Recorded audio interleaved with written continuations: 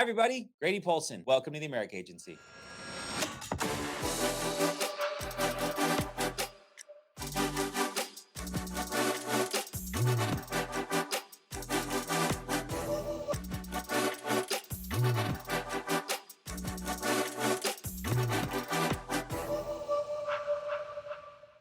So run us through the first 30, 60 seconds, and then I'd love to hear how you, on a hypothetical example, how you'd present options just to take control. Because that's what people are like. They're like, what are your words? What are you? For my options? Or even the beginning, let's just start at the top of the call. And we don't need a role play, just kind of what you say for the first 30, 60, 90 seconds that sets that table of who you are and what you were going to do today. Yeah, so literally like how the script says it, I will literally follow it word for word. I don't change anything up in it. But like the first part of the script, it's like, hey, Grady, this is Monserat. I was calling you. It's regarding the veterans insurance protection. Do you have a pen and paper nearby? So it's like, I'm not even going to ask, do they have time? Because they filled it out and they answered the phone. So at this point, do you have something to write on so that we can start going over this together? So it's like I'm taking initiative from the very first beginning of that phone call. And then for my options, like the way that I present to them my options to people, and this is pretty important because I have a lot of like team members that also want to learn how to present options, and sometimes they give too much like lenience over the phone. But it's between three options: A, B, and C, right?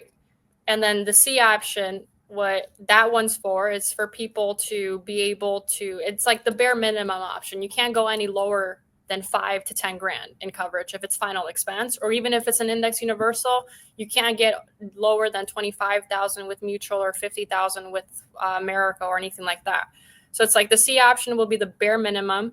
We can always look to increase over time, right? But this is obviously going to be the option. It's going to give you more room and more days to think about whether you want to increase the B or the A option.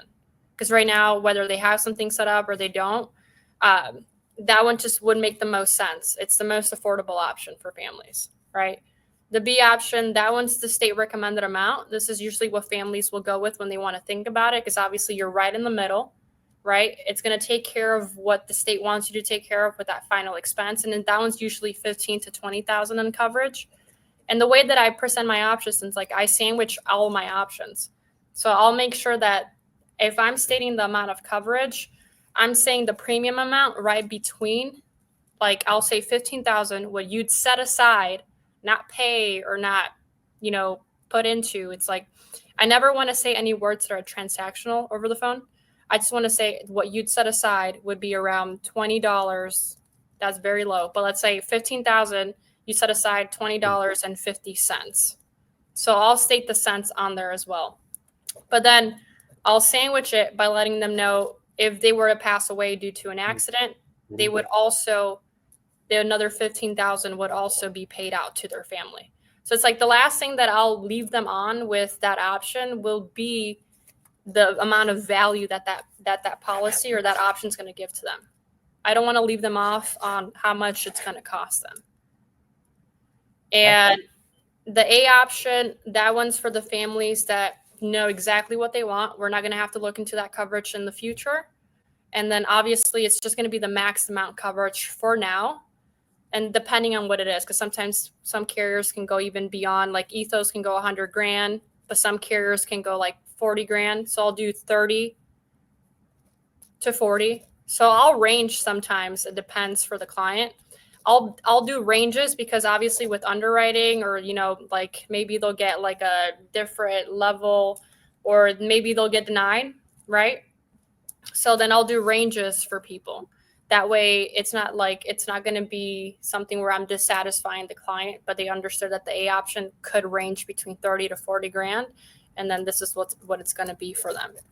So that what you'd set aside would be around $120 a month. And then that will double in case of an accident to another 60,000 or another 80,000 if you were to pass away due to an accident. So it's like that double indemnity. I want to leave them on the value of that coverage amount.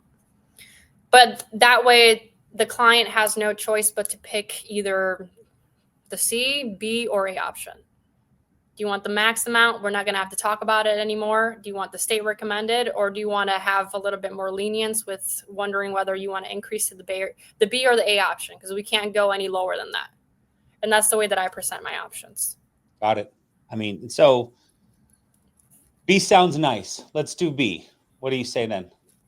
Perfect. So now what I'm going to have to do is just verify a couple of things to put down on that policy form for you. Do you have a middle initial? So at that point, I'm in the policy. Do you have a middle initial? I already put in their first, last name. And then, I mean, sometimes what you can do as well is like even reiterate and ask them, okay, what do you think that's going to cover? And then they'll just retell you exactly what it is that they want to take care of. And then I'll say the exact same line. Do you have a middle initial? Because at that point, it's like they'll tell me, yeah, it's N for Nicole. And then I'm in the next part, which is, okay, awesome. Is this the best primary number to put on file for you? Or do you prefer a different number?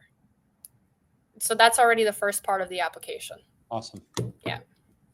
Okay, so then you go social banking. What is your lead up to social and banking? So I leave the social security number for the very end after I put in all of their information on that first part. Okay. And then I will always tie back the social security number back to beneficiary. So I will go over their beneficiaries first before I ask them for a social, because what I want them to understand is like, this is why we're taking care of it, because your beneficiary is the number one person that we want to be able to take care of. So if I'm asking them for personal information like that, it's a no-brainer for them to just be okay with everything. Like it's a no-brainer. They understand the fact that if something does happen, that's going to be still very important, whether it's tied back to MIB report or tied back to their beneficiaries making a claim on this.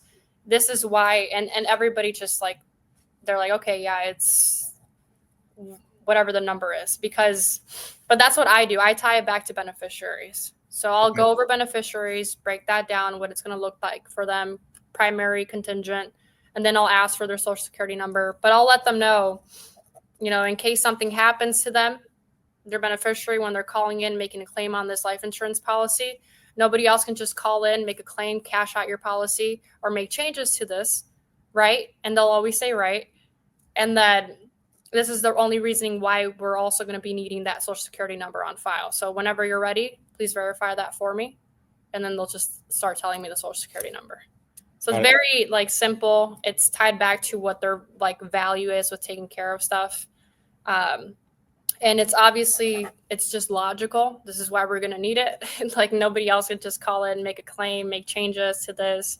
But it's for the banking institution at the very end, I reiterate back on the beneficiaries, because between that point, we went over health questions, right? We answered the questions on the application form. So that took like at least another 5 to 10 minutes to go over in case they had any diagnosis. And then next page, and I'm thinking about the Americo form, by the way, but like next page will be the beneficiaries again. So I'll reiterate on the fact that I'm going over and placing their beneficiaries, and then ask them, okay, so this is how you wanted it structured, right?